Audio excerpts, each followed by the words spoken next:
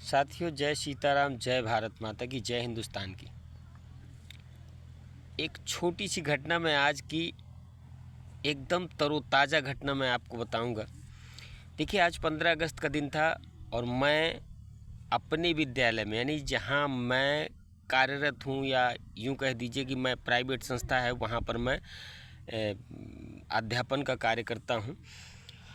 तो आज हम लोगों ने 15 अगस्त का जो उत्सव मनाया, हमारे विद्यालय के जो प्रधानाचार्य जी महोदय हैं, उन्होंने बड़े उत्साह के साथ, प्रतिवर्ष की भांति इस वर्ष भी बड़े उत्साह के साथ हम लोगों ने 15 अगस्त का उत्सव मनाया।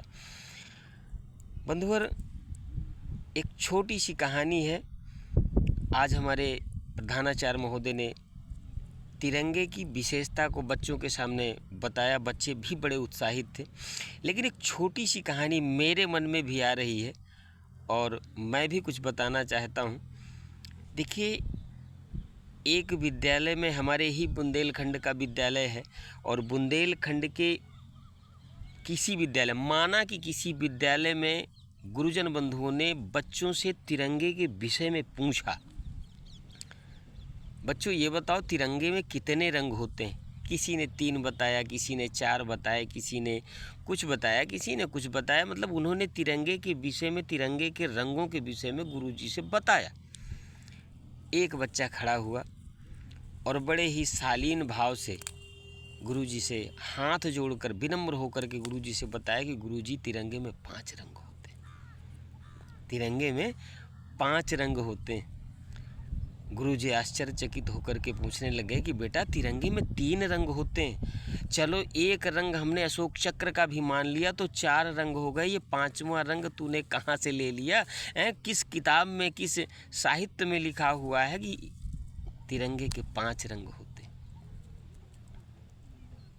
बच्चे ने बड़े आदरपूर्वक, स्नेहपूर्वक और बड़े ही सरल स्वभाव से जवाब दिया। मित्रों, और आप लोग जवाब को सुनिए।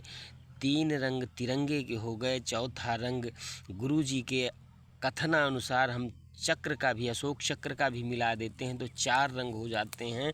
तो बच्चे ने कहा कि गुरुजी, इस तिरंगे की आबरू के खातिर, देश की आबरू के खातिर, मेरे जो पिताजी का शरीर लहू से लथपथ तिरंगे में लपटा हुआ था, उस रंग को मैं कैसे भूल जाऊं? उस रंग को मैं कैसे भूल जाऊं? गुरुजी भाव विभोर हो गए, उस बच्चे को अपने सीने से लगा लिया।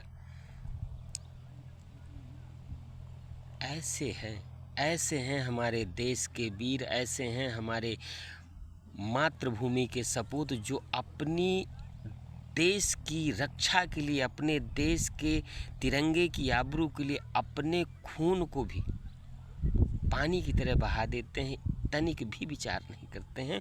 और आज भ्रष्ट राजनीति के चलते हमारे देश के उन नौजवानों को, उन शहीदों को, उन क्रांतिकारियों को हम और आप लोग मिल कर के भूल रहे हैं, जिन्होंने इस देश की आबरू के लिए, देश की रक्षा के लिए, देश की माटी की खुशबू लेने के लिए, कि हम सब स्वतंत्र हो जाएं, हमारी देश की माटी स्वतंत्र हो जाए, देश का आसमान स्वतंत्र हो जाए, देश का तिरंगा स्वतंत्र हो जाए, देश की हर माँ, बहन, बेटी स्वतंत्र हो जाए, देश का हर नागरिक स्वतंत्र हो जाए, उसके लिए अपनी जान गंवा दी, अपने प्राणों की आहुति दे दी। माँ भारती के चरणों में अपने खून से माँ भारती के चरणों को धो दिया। लेकिन हम उनके बलिदानों को दरकिनार कर देते हैं, भूल रहे हैं। क्यों? क्योंकि भ्रष्ट राजनीति चल रही है ना महाराज, भ्रष्ट राजनीति।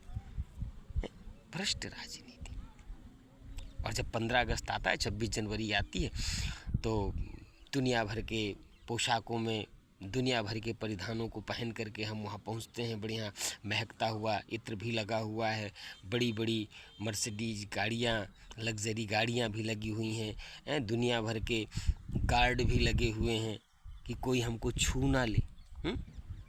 अरे, तुम इतने लोकप्रिय नेता बनते हो तो भैया, इन अंगरक्षकों की आवश्यकता क्या है? अब फिर अगर आवश्यकता है तो अच्छी बात है, लेकिन प्रलोभन क्यों देते हो जनता को? जितना कहो उतना करो, अन्यथा कहो मत। ये देश की भोली जनता आपके झूठे वादे, झूठे प्रलोभनों में 5 साल वैसे ही गुजार देती है कि आज नहीं तो कल होगा, कल नहीं तो परसों होगा। अरे 5 साल में कुछ ना कुछ तो हो ही जाएगा, लेकिन एकदम जीरो, विकास के नाम पर एकदम जीरो। अब तो कुछ जनता जागरूक है तो कुछ ना कुछ तो हो ही रहा है। खैर मैं ज़्यादा क्या बोलूं, क्योंकि मैं जब बोलता हूं तो मेरे अंदर से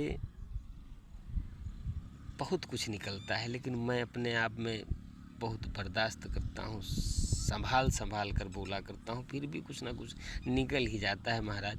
इसके लिए आप लोग मुझे दिल से क्षमा करना। अपनी वाणी को मैं यहीं विराम करूँगा, लेकिन एक बात ज़रूर कहूँगा कि भरा नहीं जो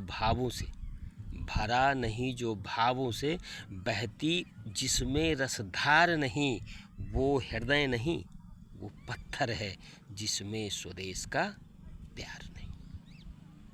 जय हिंद, जय भारत माता, जय श्री राम।